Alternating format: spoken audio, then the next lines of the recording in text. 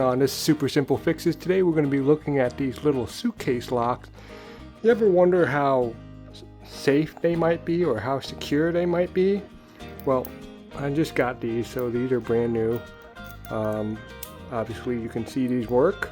If you lose the keys to these, I just wanted to test how quickly I can get through them, you know, with a paper clip or something. Obviously you should only do this with your own lock.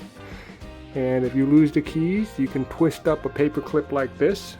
I will link a video down in the description that talks about how to actually pick a lock with 2 paper clips, but this one actually only needs 1. That's a different kind of lock too.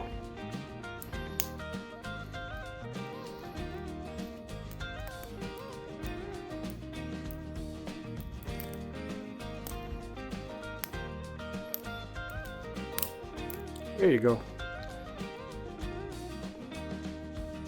Alright, so I just kind of plugged it in there, gave it a little twist, kind of felt around, and when I finally hit the right spot, it just popped out.